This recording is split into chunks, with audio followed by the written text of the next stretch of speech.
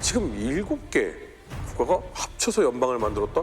유고 연방이 꽤나 힘이 센 상태였겠네요. 하나는 구심점이라는 게 있었고 네. 또 하나는 명분이라는 게 있었고 마지막으로 실제로 얻을 수 있는 이득이나 실리가 있었던 겁니다. 전쟁을 통해 영웅이 된 티토라는 정말 강력한 카리스마적인 파워가 있었기 때문에 구심점 역할로 유고 연방을 만들 수 있었다. 1957년에서 61년 사이에 2차 5개년 계획을 할 당시에는 무려 성장률이 연평균 8.5%에 달했습니다.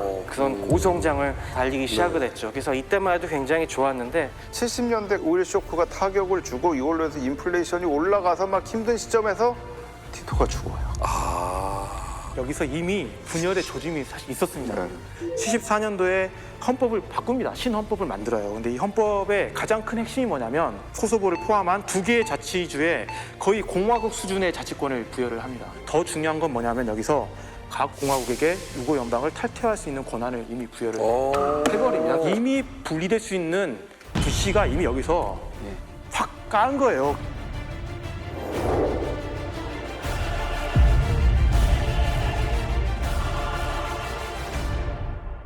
역사는 항상 단독으로 돌아가는 경우가 별로 없습니다. 한쪽이 돌아가면 톱니바퀴에 물려서 다른 쪽에도 영향을 끼치거든요. 티토가 사망을 하면서 유고 연방 내부는 엄청나게 흔들리게 되고 이것이 또 다른 쪽에도 영향을 많이 미치게 되겠죠? 그렇죠. 티토가 사망을 하고 유고가 흔들리는 시점이요. 어떻게 보면 이 소련과 동유럽 전체가 흔들리기 시작하는, 그러니까 탈냉전에 가장 기본적인 조짐이 나타나는 시기라고 보면 될 것 같습니다. 그러니까 저희한테 유명한 거는 베를린 장벽이 무너지고 나서 그 다음에 동구권에 있는 공산주의 국가들이 다 무너지고 소련 공산당이 무너지는 거. 제가 아직도 기억이 나는 게 소련 정부 건물에다가 탱크가 와서 포를 쏘던 그 장면이 저는 아직도 굉장히 기억이 나는데 실제 저희가 주목해야 되는 거는 요 80년 요 시점입니다. 근데 요 시점 왜 중요하냐면요. 이건 이제 공산주의 세계에서만 중요한 게 아니고 자본주의 쪽에서도요. 80년 요때 흔들리는 시기예요. 그러니까 요때가 이란 혁명이 일어나고 하면서부터 자본주의도 요동을 치기 시작을 해요. 그래서 사실 그 요동의 흐름 속에 86년에 필리핀 혁명하고 87년에 한국에서의 민주화 항쟁이 있었고 89년에 이제 천안문 사태가 있었잖아요. 네. 그러니까 아시아에서도 이제 그게 있는데 유럽에서는 이제 티토가 죽는 요 시점에서 폴란드가 제일 먼저 흔들리기 시작합니다. 근데 폴란드 굉장히 가톨릭이 강한 국가였고 그 강한 가톨릭을 소련이 사실은 억누르고 있었거든요. 근데 거기에서 자유노조라는 게 나오기 시작해요. 바웬사라고 이제 그 당시에는 정말 스타였죠. 그래서 폴란드를 자유화를 이끌게 나중에 폴란드 대통령까지 되는. 근데 그 시기에 제가 굉장히 흥미롭게 본 게 뭐냐면 사실 밑에서만 흔들리는 게 아니고 위에 폴란드 정부도 흔들려요. 이게 다들 지금 오일 쇼크 이후에 흔들리고 있는데 폴란드 정부가 야 이거 우리 어떻게 극복하지? 근데 그때 폴란드 정부가 만든 문서 중에 하나가 대한민국은 어떻게 저렇게 성장했지? 그래서 그 시기에 한국의 성장에 대한 공부를 해요, 이 사람들이. 근데 나중에 이 영향이 어디로 가냐면 지금은 사실 없어진 기업이지만 대우가 동유럽 진출할 때 굉장히 중요한 영향을 미치는 게 이 시기에 동유럽에서 한국 모델이라는 거에 관심을 갖기 시작하는 시점이에요. 그러니까 이러면서 지금 동유럽들이 막 흔들리기 시작을 하고요. 이제 소련에서 글라스노스트하고 페레스트로이카 나오기 시작을 하죠. 우리도 바뀌어야 되겠다. 그러니까 요 전체가 지금 80년대의 그 모습들을 보고 있다라고 생각하시면 될 것 같아요. 그러면 이쪽으로 이제 전체적으로 이제 여파가 쫙 미쳐서 흔들흔들 하고 있는 과정인데 사실 중심 구동축은 유고 연방이었잖아요. 그렇죠. 여기 안에서 갑자기 유고의 문자가 등장을 한다면서요? 그러니까 유고 연방이라는 국가를 이제 유지하는 게 이제 3가지 크게 축이 있습니다. 하나는 티토고, 하나는 이제 공산당이고, 하나는 이제 유고 연방 군대인데 이 시기에 와서 하나 빼고 다 무너지는 거예요 지금. 군대 빼놓고는? 네, 그래서 티토 죽었고 공산당도 흔들리는 게 방금 말씀하신 그런 부분이 있고 또 하나가 이제 여기서 냉전이 거의 종식되는 과정 중에 미소가 화해하는 시기에서 유고슬라비아의 어떤 이용 가치가 서로에게 떨어지는 겁니다. 그러니까 뭔가 경제 문제가 생겨도 옛날처럼 전폭적인 지원을 해주지 않는 그런 상황 속에서 전반적인 유고 연방에 또 흔들리고 있는 상황이고 이때 이런 문제가 등장을 했다라는 거죠. 사실 이제 문제아는 민족주의라는 걸 이용을 합니다. 근데 이제 민족주의는 지금 우리가 이 전쟁만을 보면은 나쁜 걸로만 생각을 하는데 사실 양면성이 다 있잖아요. 그래서 분명히 좋은 부분도 있죠. 어떤 나라가 경제 발전도 하고 국력을 신장시키는데 결속력을 줄 수 있는 부분도 있고, 반면에 서로 간의 어떤 반목과 아니면 소수 민족에 대한 뭐 차별, 뭐 이런 증오, 뭐 이런 등등 분열의 어떤 그런 걸 초래를 할 수 있는데, 민족주의 자체만으로는 선과 악을 평가를 안 하면 좋을 것 같습니다. 다만 민족주의가 그렇게 극단적으로 나타나고 문제가 생기는 데는 그걸 이용하려고 하는 어떤 정치인들, 그러니까 현재화시키려고 하는 어떤 정치 지도부가 분명히 있기 때문에 그게 문제가 되는 거고, 그 문제를 일으킨 사람이 바로 이 지금 나오는 밀로세비치다 라고 좀 이제 이야기를 하고 싶습니다. 그래서 이 사람은 유고 해체와 전쟁에 있어서 가장 그 논란의 한가운데에 서 있는 인물입니다. 근데 제가 보기에는 유고 해체에 대한 책임은 없을 수도 있어요. 왜냐하면 그 전에 너무나 많은 이유들이 있었기 때문에. 다만 분명한 거는 전쟁을 구성하고 실행했다는 측면에서 유고 전쟁에 대한 책임은 분명히 가장 큰 인물이다라고 저는 생각을 하고요.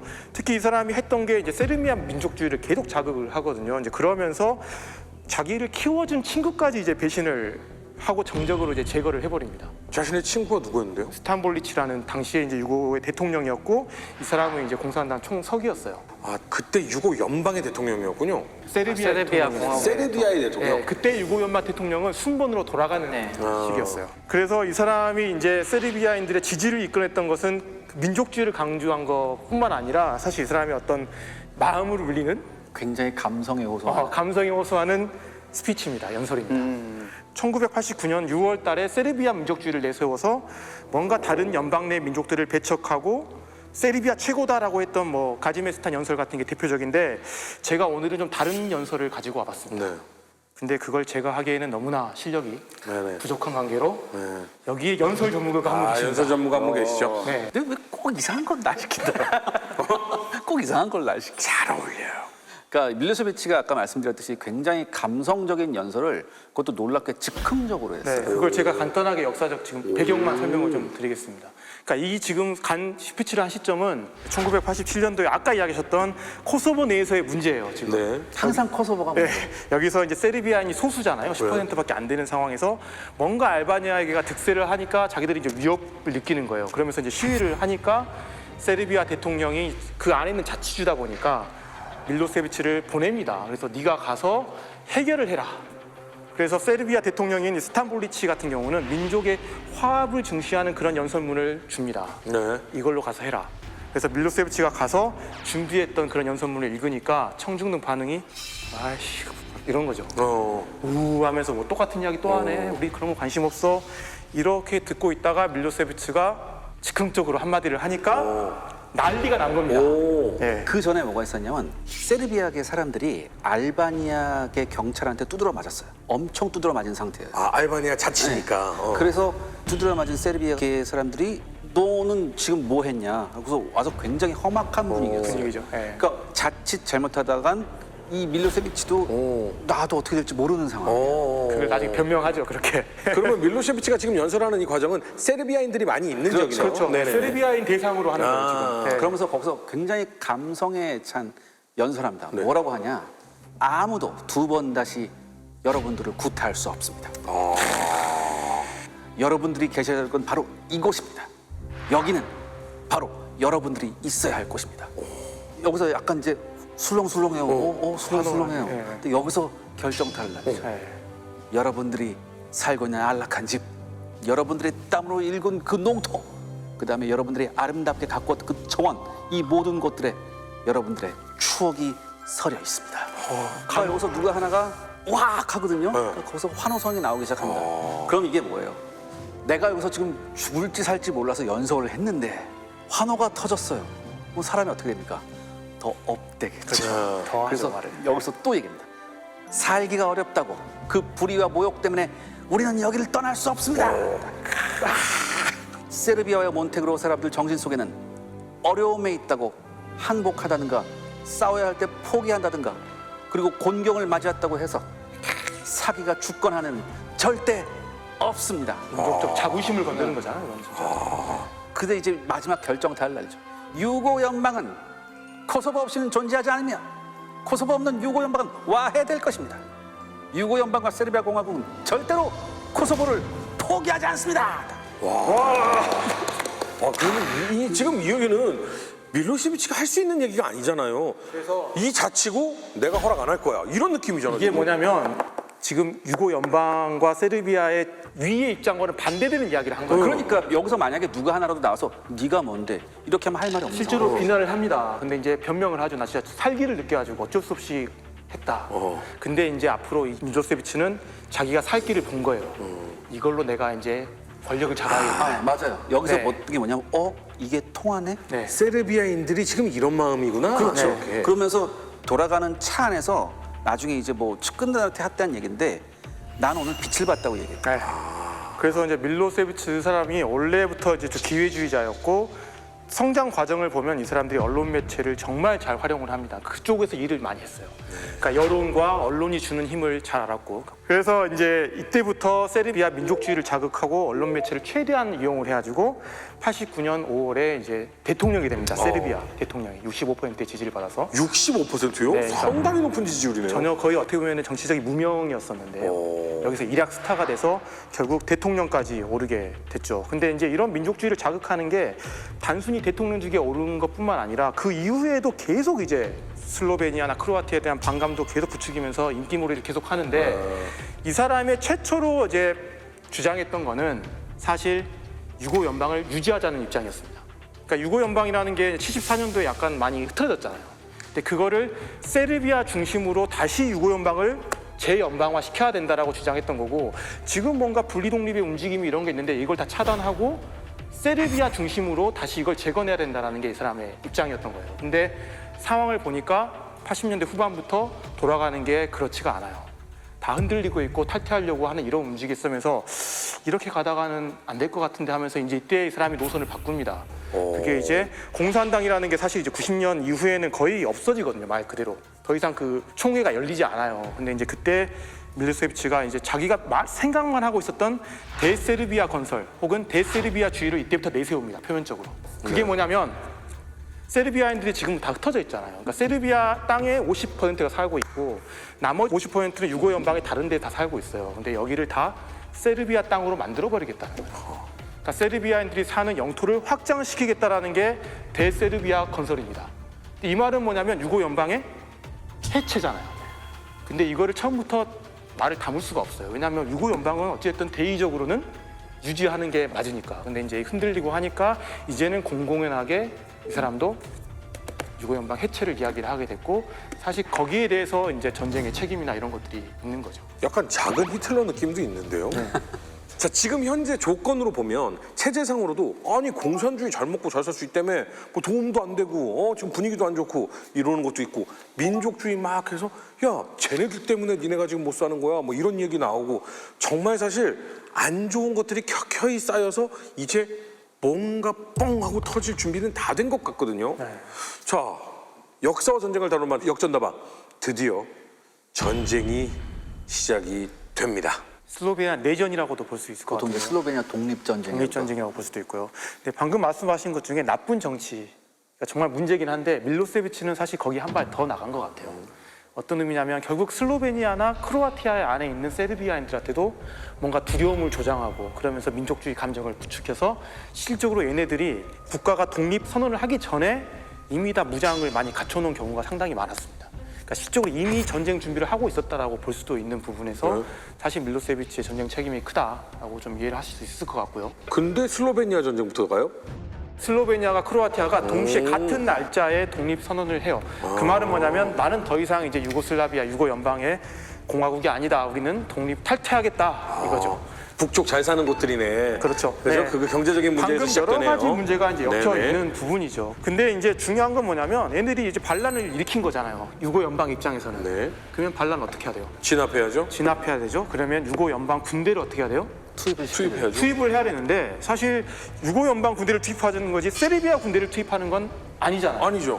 유고 연방은 이 모든 국가들을 대변하는 군대이기 그렇죠, 때문에 그렇죠. 그래서 명분이 있어야 됩니다. 네. 근데 명분을 사실상 슬로베니아나 크로아티아가 만들어준 거잖아요. 왜냐하면 연방을 탈퇴했으니까 그걸 막아야 되는 거죠. 유고 연방군은. 근데 이전에 말씀하셨던 것 중에 네네. 분리 독립을 할 수 있는 결정권까지도 어느 정도는 허용을 했다라고 얘기를 들었잖아요. 어느 정도인데 그 절차에 대해서 완벽하게 다 해준 건 아닙니다. 그런데 다른 그러니까 국가들이 반대하면 할 수는 없죠. 우리들이 다 허락하지 않는데 독립은 안 돼. 그렇죠. 그러니까 유고연방군 투입. 네, 근데 거기서 또 하나 이제 문제가 뭐냐면 당시 통수권이 누구한테 있냐면 유고연방 대통령한테 군 통수권이 있습니다. 그렇겠죠. 그래서 유고연방 대통령은 제가 아까 설명드린 대로 8명의 대표가 돌아가면서. 1년씩 돌아가는데 네. 그 날짜가 5월 15일 날 바뀌어요. 네. 그래서 원래 순번대로 한다면 91년 5월 15일 날은 이제 크로아티아 대표가 대통령이 될 차례인데 야. 딱 세르비아에서 보니까 얘네들이 독립할 움직임이 있는 네네. 거예요. 그럼 이때 크로아티아 대통령이 되면 어떻게 하겠어요? 군 파견을 허가 안 하겠지. 안 해주겠죠. 그래서 세르비아가 주장했던 게 뭐냐면 이제 이렇게 순번대로 돌아가지 말고 투표로 결정하자. 그래서 거기 있는 연방 공화국들끼리 옥신각신하다가 결국 이 6월 딱 독립 선언했을 때는 대통령의 공석이었습니다. 그렇죠. 그러니까 누구도 거기에 대해서 결정할 수 없는 상황이고 결국엔 투표로 가게 되는 거죠. 그러면 유고연방군이 투입될지 안 될지가 투표로 이제 결정이 그렇죠. 되네요. 그러면 당연히 여기서는 대의 명분은 세르비아 쪽이 확실하잖아요. 왜냐하면 우리는 연방을 지키고 싶어 하는데 저 슬로베니아랑 크로아티아가 지금 연방을 탈퇴하려고 하니 쟤들을 막아야 된다.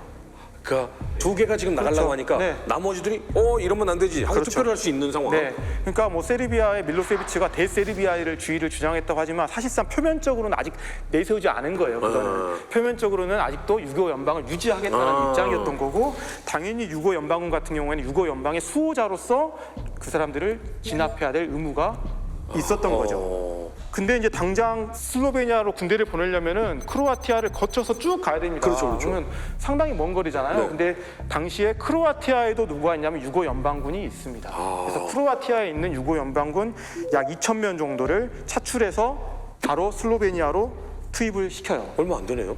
왜냐하면 최대한 빨리 보내야 되니까. 네네. 근데 당시에 이제 크로아티아에 주둔했던 유고 연방군의 장교의 50% 이상이 세르비아에 주둔했어요. 그래서 뭐 크로아티아든 슬로베니아든 보스니아든 이제 결국 독립을 하면서 또는 하는 과정에서 유고 연방군에 있는 자기네 민족 병사들, 장교들, 군인들을 탈영을 계속 이제 시키죠. 이제 그러다 보니까 결국에는 유고 연방군은 점점 누구 군대가 되냐면 세르비아의 군대가 되게 됐고 나중에는 실적인 통수권자가 결국에는 세르비아의 대표였던 밀로세비치가 되는 과정으로 이제 이어지게 되는 네. 흐름인데 슬로베니아 공격은 네. 10일 만에 끝나버려요. 10일이요? 2,000명 들어갔는데? 네. 거의 전투를 제대로 안 하고 끝납니다. 슬로베니아는 전쟁의 준비가 안 돼 있는 국가였군요. 안 돼 아니요, 있는 그렇진 않아요. 그렇진 않은데 그럼 뭐야? 어쨌든 10일 전쟁으로 전쟁이 끝나게 돼요. 그 제가 이유를 말씀드릴게요. 슬로베니아는 전쟁 전부터 치밀하게 준비했어요, 사실. 그리고 슬로베니아 무슨 결정을 했냐? 이미지 전쟁을 하자. 이런 결정을 해요. 그게 뭐야? 쉽게 말해서 여론전을 할 예, 때요. 예. 우리 슬로베니아 같은 작고 연약한 신생 민주 국가가 거대하고 무지막지한 독재 공산 국가로부터 공격받는다. 이런 걸 국제 여론하는 거예요. 그래서 이것 때문에 슬로베니아는 이미 오래전에 국제 PR 전문가를 초빙을 해요. 그래서 이런 사전 여론 작업을 하고 그다음에 슬로베니아 내에 국제 홍보센터를 설치합니다. 그래서 공산당의 압제로부터 우리가 당하고 있다는 걸 굉장히 여론 잘해요. 더군다나 당시 슬로베니아 국방장관이 군사 전문 기자 출신이에요. 언론 플레이에 굉장히 능했어요. 그거 하라고 뽑았네. 근데 더 사실 이제 더 큰 이유는 세르비아의 사정입니다. 뭐냐면 슬로베니아는 인구 구성을 보면은 그냥 다 슬로베니아인이에요. 네. 세르비아인은 한 진짜 2%도 채 안 될 정도로 네. 아주 미비한 수준입니다. 네네. 근데 그래서 별로 공격을 해서 장악을 해도 별로 이점이 없어요. 왜냐하면 특히 밀로세비치가 안에서 추구하는 건 뭐냐면 영토 확장이잖아요. 대세르비아를 실현하는 건데 저기는 대세르비아를 실현할 수 있는 땅이 아닌 거예요. 그렇죠. 세르비아인이 거의 안 사니까. 네, 그래서 군대를 보내긴 했지만 전략적 가치가 대단히 낮았기 때문에 목표 자체를 뭘로 했냐면 소수의 세르비아인 보호 정도로 한 겁니다. 근데 어느 정도 저게 달성을 하니까 굳이 뭐 힘들게 싸울 필요가 없게 되는 거고 게다가 지금 보면 세르비아에서 슬로베니아까지 영토가 연결됐어요? 안 됐죠. 안 됐으니까 네. 더욱더 의미가 없죠. 그리고 동시에 누가 지금 독립선언을 했습니까? 크로아티아. 크로아티아가 선언했으니까 오히려 이 유고 연방의 주전력을 어디에 써야 되겠어요? 크로아티아. 더 세르비아인들이 많이 살고 있는 게다가 영토가 세르비아랑 연결되어 있는 크로아티아에 집중하는 게 당연히 더 합리적인 판단이 되겠죠. 그러면 지금 네. 저 보면 크로아티아가 이렇게 다 감싸고 있어서 네. 통과해야 되잖아요. 네. 그럼 크로아티아도 독립하고 슬로베니아도 독립했는데 2천 명은 어디로 간 거예요? 왜 굳이 처음부터 크로아티아에 투입을 안 하고 슬로베니아에 보내는 이유는 크로아티아가 처음에는 저자세로 나옵니다. 독립하고 나서. 아, 네, 그래서 일단은 급한 거는 슬로베니아가 쓱 급했는데 협력했군요. 네. 네, 근데 이제 여기서 어떤 이야기가 나중에는 뭐냐면 이게 그냥 거의 정설로 굳어진 것 같은데 짜고 친 고스톱이었다. 세르비아와 슬로베니아 사이에. 그런 얘기도 있어요. 네, 이거는 거의 뭐 정설로 굳어진 것 같아요. 그러니까 처음부터 세르비아 자체가 연방 유지 생각도 별로 없었고 속내는. 그래서 밀리세비치는 대세르비아를 실현시키고 싶어했고, 근데 슬로베니아는 독립을 하고 싶어했고, 근데 표면적으로는 그래도 유지를 해야 된다는 입장이니까 군대를 보낸 거고, 근데 굳이 싸우고 싶지는 않았던 거고. 진짜 상대는 근데 크로아티아예요. 이랬을 수도 있죠. 사실 한번 잠깐 찔러봤을 수도 있는 것 같아요. 그것도 어차피 하나의 우리가 이유도 있습니다. 네네. 지금 저 지도를 본다 그러면 네네. 슬로베니아를 하기 위해서는 크로아티아를 먼저 점령을 하거나 그쪽에 주도권을 갖는 게 중요한데 네네. 아, 슬로베니아가 어느 정도 준비가 됐지? 하고 한번 일단 찔러봤더니 꽤 철저하게 하는 것 같네? 그럼 크로아티아부터 일단 우리가 제압을 해야 네. 슬로베니아도 그 다음 목표가 될 수 있다. 그렇죠. 그 라고 계기도 봤을 있, 수가 그 있겠죠. 계기도 있었어요. 게다가 이제 세르비아 입장에서는 슬로베니아가 계속 전쟁을 하려면 결국 크로아티아를 통과해서 가야 그러니까요. 되는데 쉽지 네. 않은 전쟁이 될 것 같은 이제 그런 부분도 있고요. 그러니까 개전하기 전부터 일단 유고 연방군이 이미지에 타격을 입었잖아요. 네. 그래서 막상 이제 가려고 딱 보니까 곳곳에 서방 기자가 있는 거예요. 확실히 막 이러고 있어. 네, 곳곳에 서방 기자가 있으니까 놀래요. 굉장히 놀래요. 그래서 훈령이 내려요. 그러니까 이른바 과격한 작전을 하지 말라고 그래요. 그러니까 현장에서 투입된 병사들은 어떻게 생각해서 과격한 작전을 하지 말라고? 그럼 어떡하라는 거야? 혼란스럽단 말이에요. 그리고 이 와중에서 전투가 없었던 것도 아니에요. 6월 27일에 유고 연방군이 그래도 천천히 진격을 하고 있었어요. 근데 슬로베니아 군이 매복을 하고 있었거든요. 네. 여기에 걸려서 호되게 당해요. 한번 당합니다. 엄청나게 당하거든요. 근데 이때 슬로베니아 TV가 와서 이걸 찍는다고. 근데 뭘 찍었냐? 슬로베니아 군이 찍어서 내보낸 장면은 유고 연방군 전차가 슬로베니아가 만들었던 바리케이트를 넘는 장면이죠. 이런 것만 주구장창 찍어서 내보내는 거예요. 그러니까 국제 여론은 저거 나쁜 놈들 이러면서 슬로베니아 편이 돼버리죠.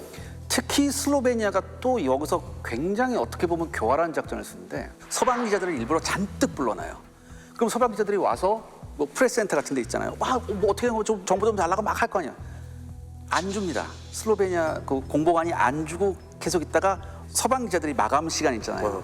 마감 시간 쫓길 때 자기들의 일방적인 보도 자료를 내보냅니다. 확인하고 네. 이거 할 수 없게. 그러니까 어쩔 수 없으니까 그걸 받아서 다 써요. 근데 몇몇 기자는 그걸 의심을 하죠. 그래서 현장에 가겠다고 해요. 그런데 거기서 현장 못 갑니다. 안 합니다. 오케이, 현장 갑시다. 가서 어떤 걸 보여주냐?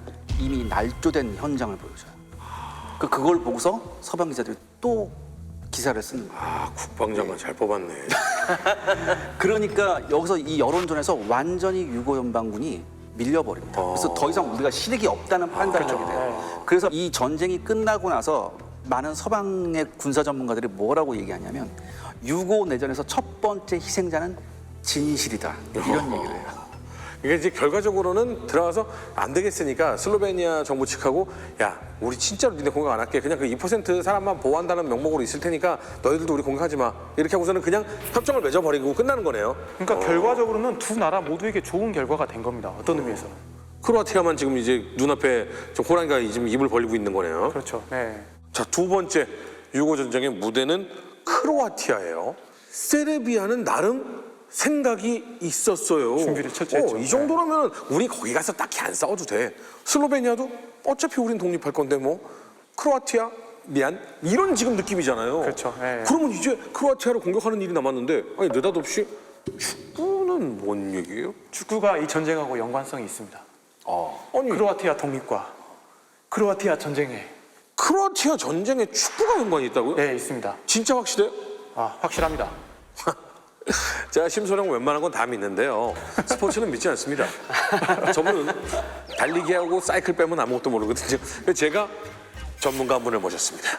축구 잘하는 축잘할 형님입니다. 안녕하세요. 안녕하세요. 안녕하십니까.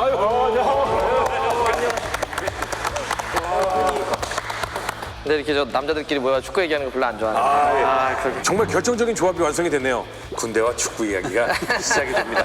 예. 인사를 먼저 좀 부탁을 드리겠습니다. 네, 저는 축구 해설하고 있는 박문성이라고 합니다. 반갑습니다. 반갑습니다. 아니 사실은 스포츠는 평화의 상징이잖아요. 오히려 뭐 전쟁을 끝냈으면 끝냈지 시작을 하는 도화선이 됐다 이거 말이 안 되는 것 같은데. 근데 뭐 사실 그 축구가 현대 축구의 근대 축구 이야기할 때 어떤 얘기를 하냐면 이제 전면전을 할 수 있는 시대가 아니고 총칼로 사람을 죽일 수 있는 시대가 아니니까 사실 그걸 대리하는 종목으로 유럽에서 채택했던 게 총칼로 싸울 수 없으니 자 그럼 축구로 싸우자. 그래서 실제로 우리가 100년의 역사를 놓고 보면 유럽이 도시국가 문명을 갖고 있었기 때문에 이 가문 중심의 엠블럼, 휘장 만들고 막 싸우고 그런 게 너무 넘쳐서 폭력 사태, 그래서 이제 우리가 알고 있는 훌리건이나 네. 이런 거 상당히 많이 갔었던 역사가 있죠. 근데 유고슬라비아도 축구가 굉장히 사랑받는 그런 나라예요. 근데 이제 뭐 여기 계신 분들은 너무나 다 전문가셔가지고 유고슬라비아 다 아시지만 네. 요즘 친구들 유고슬라비아 잘 모르더라고요.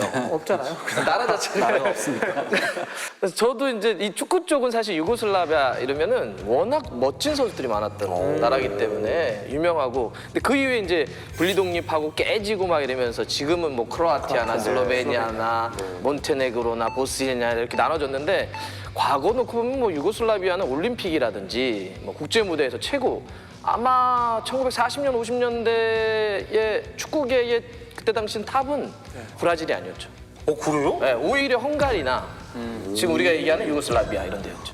네. 이제 그때 이제 40년 50년대에 올림픽 무대에서 막 연속으로 은메달 따고, 지금은 올림픽이 23세 이하 연령별 제한이 있잖아요. 그거는 이제 92년 바르셀로나 때 시작됐던 거고, 그전에는 국대가 출전했거든요. 최고 선수들이 출전했는데 거기서 세계 2위하고 그랬던 게 유고슬라비아예요. 수영, 육상, 사이클 다 잘하는 데가 유고슬라비아 출신들. 맞습니다. 구 유고슬라비아에서 분리독립한 나라들의 출신 선수들이 K리그도 상당히 많이 있거든요. 그쪽 친구들이 보면 몸의 기본이 되게 좋대요. 네. 이 산악 지형이라서 좀 그런 관련이 있을까요? 고산지대여서 심폐력이 좋아서. 그러니까. 근데 그렇게 약간 따지면은 좀 세계에서 페루가 제일 축구를 잘해야 될 것 같은데. 페루가. 예.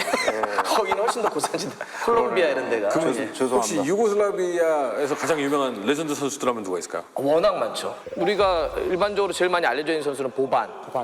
지금 아마 누구 제일 좋아하냐고 많은 사람들이 물어보면 요즘은 다 프리미어리그 팀 얘기하잖아요. 또 손흥민 선수 때문에 토트넘이나 박지성이 뛰었던 맨유 이런 얘기 할 텐데, 1990년대 세계 축구사는 AC 밀란을 중심으로 돌아갔거든요. 그다음에 이탈리아 세리아가 칠공주의 시절을 겪을 때였는데, 당시 AC 밀란이 네덜란드 삼총사와 더불어서 이 보반, 엄청난 미드필더였죠. 그래서 이 보반이 유고슬라비아에서 되게 유명한 대표적인 인물이고, 또 이제 발칸의 마라도나라고 불렸던 스토이치코비치. 아마 이러면 우리 올드 팬들은 스토이치코비치 이런 얘기 많이 하실 것 같아요. 예, 기술이 굉장히 좋았던 선수고, 또 한 명은 이 미하일로비치 같은 경우는 아마 들어봤어. 프리킥을 제일 잘 차는 선수는 머릿속에 떠오르는 베컴. 데이비드 베컴. 베컴. 잘 때리죠. 네. 예. 역사상 가장 위대한 프리키커라고 하면 바로 이 선수죠. 미하일로비치. 어마어마한 왼발이었어요. 이 선수가 한 경기에서 프리킥으로 해트트릭 하는 선수. 프리킥으로만 해트트릭을 해요. 엄청나네요. 예, 말도 안 되는 애 가졌던 거고, 또 이제 유명한 선수가 이 브란코 스탄코비치라고 하는. 근데 여러분 다 아시겠지만 이쪽 선수들은 다 치로 끝나면 대충 이쪽 친구들인데, 이 스탄코비치 같은 경우는 지금 우리가 풀백들이 오버랩 칠 때 수비수들이 막 공격 가담해가지고 오버랩이라고 하잖아요. 이 친구가 우리가 얘기하는 현대 축구 오버랩의 창시자예요. 처음으로 그걸 대중화시킨 사람이고, 아까 말씀드렸던 유고슬라비아가 40년, 50년대 올림픽에서 막 세계 2위하고 그럴 때 그때 주역 멤버. 그리고 이제 또 한 명의 전설적인 엄청난 공격수는 이 스테판 보벡이라고 하는. 손흥민 선수가 버니 경기에서 70m 드리블 해가지고 그 상을 푸스카스가 받았잖아요. 푸스카스가 매직 마자르, 헝가리의 전설인데 푸스카스가 자기 우상이라고 했던 사람입니다. 저희가 쭉 한번 얘기를 들어봤는데 축구 좋아하시는 분들은 그렇지 아니야 그거보다는 누가 더 그랬지 뭐 이러면서 볼 텐데, 저처럼 축알못들은 이러고 듣고 있지 않을까.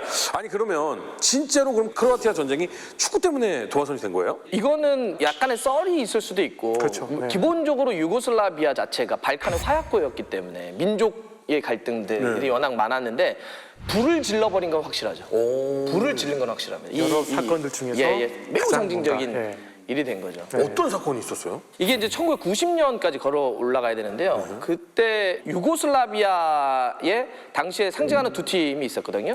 지금은 우리가 레드스타라고 영어 이름으로 많이 하는 레드스타. 츠르베나 츠베지다. 네. 츠베지다. 네, 그 팀 하나 있었고. 붉은 별. 예, 붉은 별이에요. 유로에서 들어본 거 같아요. 그래서 그게 이제 그 레드스타 베오그라드가 여기에 기본적인 이제 영문 이름인데 거기서는 그렇게 안 쓰고 세르비아 쪽에서는 츠르베나 츠베지다. 또 이제 한 팀이 크로아티아 팀가 있었죠. 예, 거기가 이제 디나모 자그레브. 지금 이 츠베지다나 자그레브는 현재 유럽 챔피언스 리그 무대도 나오고 있는 팀이에요. 지금도 나오고 있는. 예, 지금도 있어요. 몇 년 전에 토트넘하고 한번 붙었던 것 같아요. 예, 붙었을 거예요. 예, 붙었을 거예요.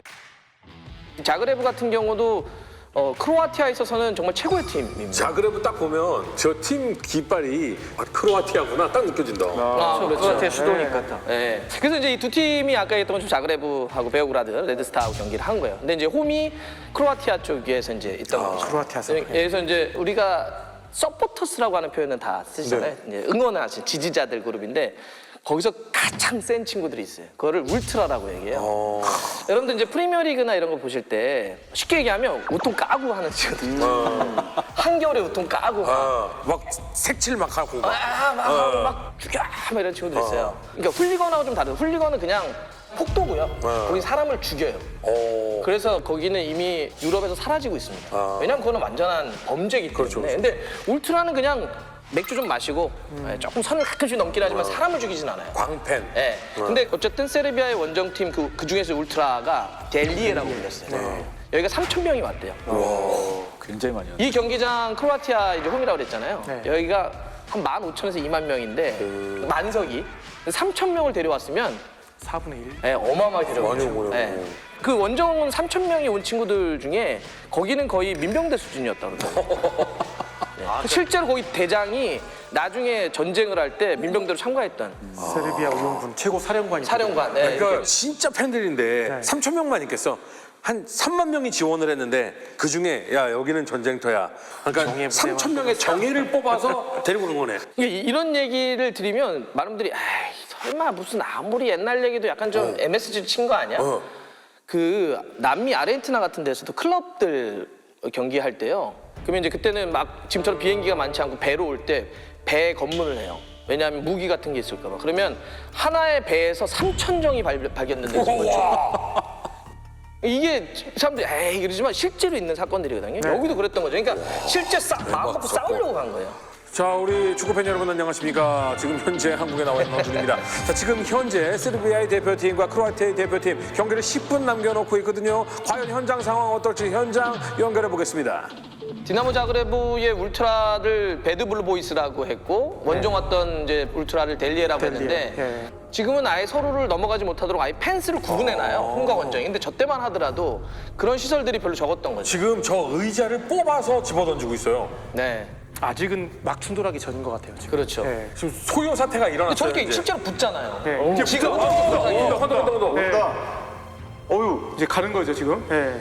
저기 잡히면 이제 오, 맨 앞에, 맨 앞에. 네, 다 알겠습니다. 네. 아이고야, 아이고야. 아유 도망 안 가고 아유 저 경찰이 있는데도 통제가 안 돼요. 와, 심각하다. 아니, 그러니까 경기도 시작하기 전에 벌써 저래버렸네. 이게 굉장히 과거가 아닙니다. 얼마 안 된. 불과 한 30년 전에 유럽이 저랬다는 거예요. 경찰들이 지금 도망가고 있어요. 말릴 수가 없죠. 저 때가 80년, 90년대가 극에 달했을 때요. 사실 유럽 전체가 사람도 엄청 죽었습니다. 이때는 부상자 다 포함을 해가지고 한 60명에서 70명 정도가 중상을 당했다고 하는데. 예. 아니 제가 2000년에 벨기에 유로 할 때. 예, 맞습니다. 그때 벨기에 이제 회의가 있어서 갔었는데 그때 네네. 6.25 전쟁 50주년 해가지고 회의를 했는데 거기에 기마 경찰들이 딱 해가지고서는 홀리건들 막는데 너무 무서워요. 그 사람들은 이만한 본본 가지고 못 들어가게 딱 막고 하는데 근데 이거 보니까 더 심한데요, 이거. 그 저한테도 많은 분들이 기마대 많이 물어보시더라고요. 왜 유럽은 기마대를 그 경기 주요한 라이벌 매치 때 이렇게 출동시키냐. 저도 그걸 보는 순간 알았어요. 이게 사람이 실제 지금도 만약에 잉글랜드 프리미어리그라고 하면 맨유하고 리버풀, 아스날하고 토트넘이 경기하면 지금도 이렇게 술 먹고 사람들이 싸워요. 근데 사람 경찰로는 못 말려요. 왜냐하면 집단으로 싸우게 되면. 근데 기마대가 한 말이 세 마리 네 마리가 와서 앞발을 들면 위압감이 굉장히 압도적이더라고요. 저 앞에서 봤는데 다 도망가요. 아 이래서 기마대를 출동시키는구나. 예. 지금 저렇다라는 얘기는 지금 원정팀인 세르비아 팀 같은 경우에는 뭐 물론 응원단도 응원단이지만 축구 경기 하겠어요 저거? 무서워가지고. 못하죠. 그래서 중단되는 거죠. 중단되는 거죠 실제로. 근데 저기서 또 문제가 뭐냐면 당시에 이제 크로아티아 경찰들이 있을 거예요. 네. 근데 경찰들이 크로아티아인만 취업해요. 강경진하고요. 그러니까 당시 이제 크로아티아 인구가 한 480만 정도인데 세르비아계는 사실 10% 좀 넘는 수준이거든요. 60만. 근데 경찰의 요직은 다 세르비아계가 차지하고 있습니다. 그러니까 둘 다 잘못한 건데 크로아티아인만 취업해니까 오히려 이제 반발 시민이 이제 크로아티아는 더 생기게 되는 거죠. 말도 안 되는 저런 장면을 보는 거예요. 예. 맞는 사람들이 크로아티아인들이에요. 그러니까 이게 그래서 어떻게 되냐면 저 정도로 폭력 사태가 벌어지니까 일단 선수들이 일부가 거의 라커룸을 일단 피신합니다. 피신해야죠. 휘말리면 안 되니까. 그런데 이제 거기서 상징적인 선수였던 디나모 자그레브의 보반이 경기장에 남아요. 저 선수 아까 우리 그 유명한 선수라고 했던 네. 선수잖아요. 경기장에 남아서 일단 이 광경을 지켜보는데 여기서 이게 되게 경찰을 유명합니다. 쳤어요! 이게 경찰을 때리는 거예요. 저 10번이 보반이거든요. 팬이 맞는 걸 본 거예요. 그러니까 이게 말이 돼? 그 자기도 이제 그렇지 않아도 역사관이나 민족관 때문에 이렇게 울분이 있는데 안 되겠다 해서 경찰한테 보반이 날라차기란 거죠. 그러니까 지금 이거 바라보고 있는 크로아티아인들은 진짜 가슴이 막 불타오르겠네. 네. 그 축구계에 되게 유명한 킥이 있어요. 그게 이제 맨유의 1990년대 에릭 칸토나가 펠리스와의 경기 때 자기 부모님, 어머니를 뭐라고 했던 팬에게 날라차게 했던 쿵푸킥 유명하죠. 그거는 이제 개인의 어떤 이 사적인 게 확 올라와서 그럼 사실 말이 안 되죠. 부모님을 이렇게 얘기한다는 게. 근데 어쨌든 날라차기 했던 사건이 유명하고 이 날라차기는 이쪽에서 부를 때 독립을 이끈 날라차기라고 부르거든요. 독립킥이네요. 네. 축구가 세계의 역사를 바꾼 몇 가지 장면들 중에 하나로 들어갑니다. 실제로 역사를 바꿨다. 네. 되게 유명한 사건이고 하지만 보반은 어쨌든 공권력 그리고 선수가 폭력을 행사했기 때문에 1990년 여름에 열렸던 이탈리아 월드컵 직전이었거든요. 당연히 징계를 받아서 나오지 못하고 6개월 출장 정지 중징계를 받아요. 네. 그래서 축구계 그 이후로는 이제 어려움들이 계속 좀 이어지긴 하는데 그래도 아까 얘기했던 것처럼 크로아티아인들에게는 정말 우리의 자부심을 혹은 우리를 보호하려고 했던 우리의 독립을 이끈 진짜 국민 영웅이어서 그쪽에 가보면 지금도 저 보반이 경찰 공권력을 날라차기 했던 그게 벽화로 그려지고 그렇게 좀 칭송받는 인물이기도 합니다. 이 경기 이후에는 그러면 어떤 상황이 벌어지게 됩니까? 크로아티아 입장에서는 사실 여기서 보여줬던 뭐 저항 정신이나 독립 정신이 1년 뒤에 이제 크로아티아 독립 선포까지 이어지게 되는 어떻게 보면 정말 촉매제가 됐다라고 평가를 할 수 있을 것 같아요. 그리고 실제로 여기서 응원했던 두 서포터즈가 각각 세르비아와 크로아티아의 이제 준 군사 조직의 주요 멤버들로 이제 들어가서 실제로 이제 총을 들고 싸우게 되는 또 이렇게 이어지게 되는 거죠. 아무튼 뭐 축구가 진짜로 전쟁의 발발의 원인이 됐다는 사실이 맞다라는 생각이 들고 이래서 또 우리가 배워야 된다. 너무 재미있는 이야기를 주셨는데 사실 우리 박무성 해설위원께서 오늘 외국에서 굉장히 중요한 손님이 오시는데 급하게 저희 시간을 또 내주신 거거든요. 이제 본업으로 돌아가셔야 됩니다. 너무 빨리 끝나서 아쉬워요. 혹시 또 축구 얘기할 때 또 나와주시면 좋겠어요. 너무 재밌어. 네. 축구가 하나의 스포츠 카테고리 말고도 유럽은 예를 들면 축구 사회학 같은 축구 역사학 같은 게 있거든요. 그래서 그러니까 축구가 그들의 삶의 일부분인 것처럼 우리가 살아가는 데 있어서 수많은 현대사와 얽혀 있거든요. 이렇게 더 많은 스토리와 서사를 좀 보여줘야 저는 축구를 좋아하는 사람 더 늘어난다고 생각하거든요. 그냥 맨날 442, 352만 얘기하지 말고 사람들은 숫자를 기억하지 않거든요. 맞습니다. 서사를 기억하지. 그러니까 사람들에게 많이 스포츠를 좋아해달라고 얘기하지만 근데 그 안에 우리가 그럼 그분들이 밤새 소화할 수 있는 서사를 주고 있는가. 저는 그게 슬픈 역사건 즐거운 역사건 서사가 훨씬 더 많아야 된다. 그런 점에서 이렇게 불러줘서 감사합니다. 아유, 감사합니다. 감사합니다. 지금까지 디나모 레드스타 폭동 해설의 우리 박문성 해설위원이었습니다. 감사합니다. 고맙습니다.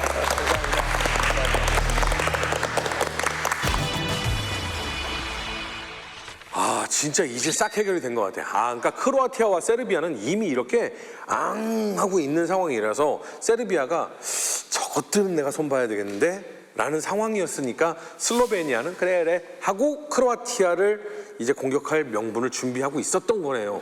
그럼 이때 당시에 크로아티아 누가 이끌었습니까? 네, 크로아티아 전쟁의 중추적인 인물이 있습니다. 뿌라뇨 투지만이라는 사람인데 사실 이 사람한테는 상반된 평가가 존재를 해요.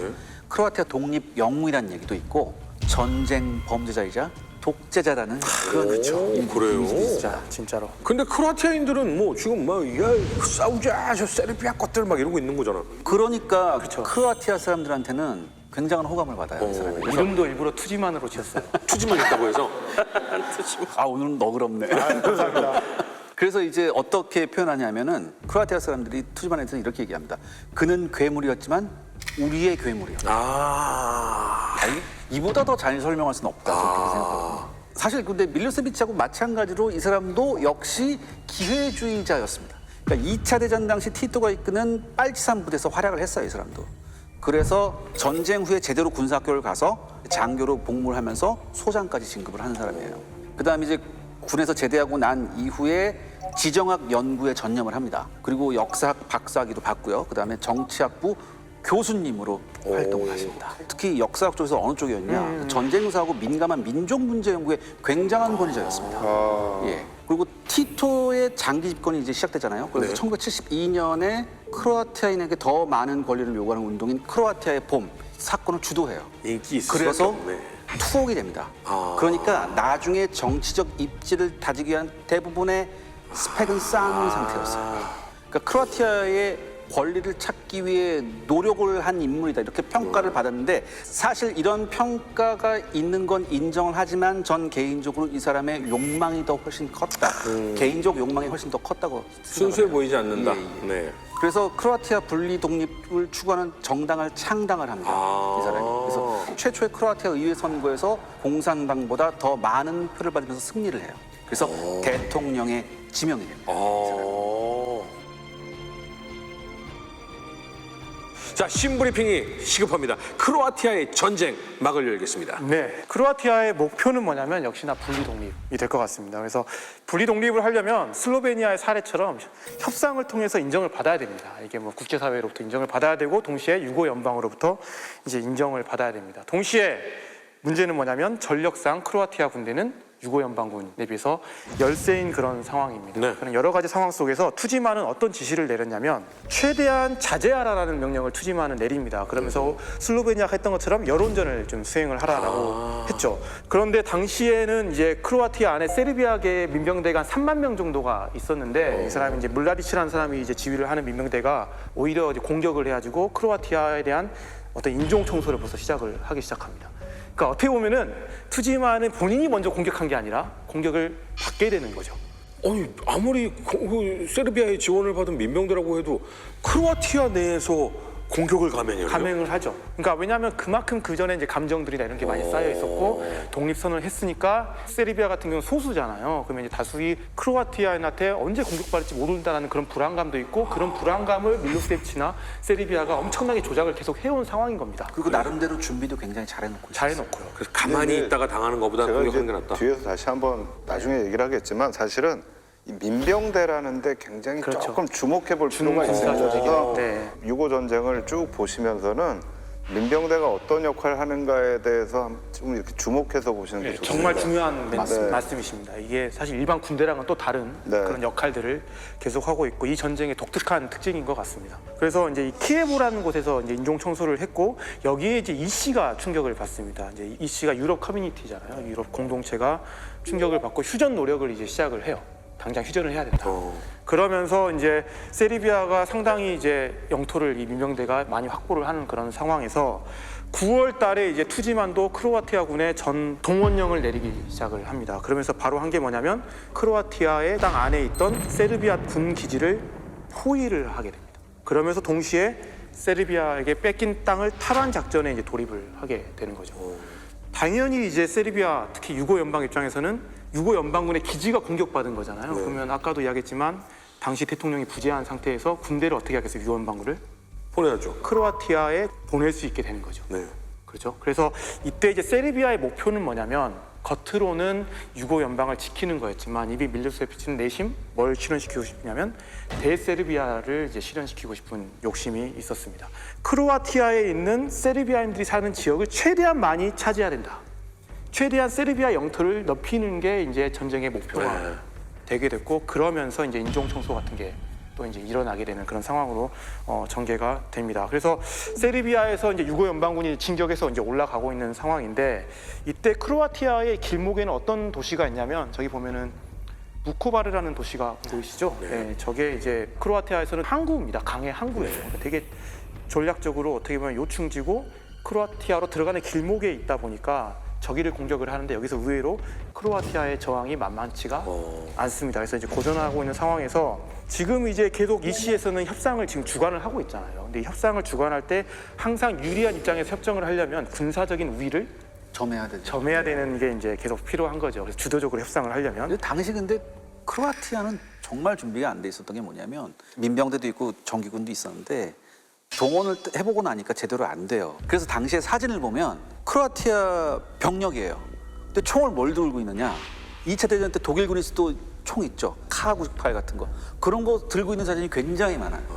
그러니까 어떻게 보면은 이걸로 제대로 싸울 수 있을까라고 할 수 있을 정도예요. 네, 준비가 안 돼 있었고 전력이 약한 상태였고 그렇기 때문에 독립선언 하고 나서도 최대한 수사적으로 그렇게 하고 있었던 이유가 있습니다. 그래서 이제 세르비아 입장에서는 뭘 하고 싶냐면 이 시 주관하에 최대한 어떤 결과라도 얻어야 되냐면 세르비아인들을 분리 독립이라도 시켜야 된다. 이 지역을 우리가 차지하는 게 이제 목표가 되고 이걸 하기 위해서 이제 여러 가지 것들을 합니다. 이제 그중 대표적인 게 뭐냐면 푸지만의 전위를 꺾기 위해 두브로보니크라는 곳이 보입니까? 네. 가보셨나요? 맨 아래쪽이네요. 네, 맨 아래쪽에 있는 굉장히 아름답다고 두브로보니크가 별명이 뭐냐면 아드리아해의 진주입니다. 네. 최고의 휴양지고 아주 유명한 역사적, 문화적 도시이고 너무나 상징적인 아름다운 저 도시를 일부러 폭격합니다. 폭격을 한다고? 폭격을. 대포를 이용해서 폭격을 합니다. 그 말은 뭐냐면 이런 도시를 우리가 폭격할 수 있어. 투지만 너 굽혀. 이런 이제 의미인 거죠. 근데 이걸 딱 폭격하는 모습을 누가 보고 있었냐면 슬로베니아랑 비슷해요. 서방 언론이 보고 있었습니다. 배에서 뜨면서 카메라로 막 이제 찍은 거예요. 아니 이 아름다운 도시를 저렇게 야만적으로 폭격할 수 있다니. 세르비아 저놈들 정말 나쁜 놈들이다 하면서 지금까지는 이 유고 내전, 유고 전쟁에 관심이 없었던 국제 여론이 이제 변화시키는 가장 어떻게 보면 결정적인 사건이 되게 됩니다. 그래서 연방군 같은 경우 유고 연방군은 전 세계에 이제 규탄을 받게 되는 거죠. 네. 근데 여기에 반전이 하나 숨어 있어요. 뭐요? 크로아티아가 성 안에가 지금 보면 화염이 막 나오고 네네. 있잖아요. 성 안에 뭘 다 깔아놨냐면 타이어를 갖다가 다 깔아놓고 자기네들이 불을 다 붙여놓습니다. 까만 열기 올라오라고? 크로아티아가. 예. 그러면서 뭘 보여주는 거예요? 아, 폭격에 의해서 항구가 불타고 화염에 휩싸이고 있다 이런 인상을 보여주는 겁니다. 저 연기가 좀 심하긴 하다. 그러니까 첫 번째 희생자가 왜 진실이라고 소방에서 그렇게 했냐. 바로 이런 거죠. 철저한 여론전을 수행했던 게 사실 이제 유고 전쟁의 특징이기도 하죠. 네. 이 보스니아의 민족 지도 한번 보시죠. 분리 안 돼. 분리 안 돼요, 저거. 아니 저게 지금 보스니아 한 나라 안에 지도예요? 예. 이렇게 복잡하니까 민족과 종교에 따라서 선을 긋기가 거의 불가능하죠. 굉장히 잔혹해집니다. 우리가 유고 내전에서 봤었던 대부분의 참상이 여기에서 일어나요. 유명한 스레브레니차 네. 집단 학살 사건입니다. 이 학살의 진상이 뒤늦게 알려지면서 엄청난 국제사회에 충격을 안겨주었는데요. 결정적인 거는 미국이 나섭니다. 연방을 제의를 합니다. 그래서 이때 뭐가 만들어지냐면 보스니아, 크로아티아 연방이 만들어져요. 그러면 이 전장의 범위가 어떻게 된 거죠? 크로아티아까지 확대가 된 겁니다. 그러니까 단순히 이제는 보스니아 전쟁이 아니라 크로아티아까지 포함한 크로아티아 보스니아 전쟁이 이 단계에서는 되게 된 거죠.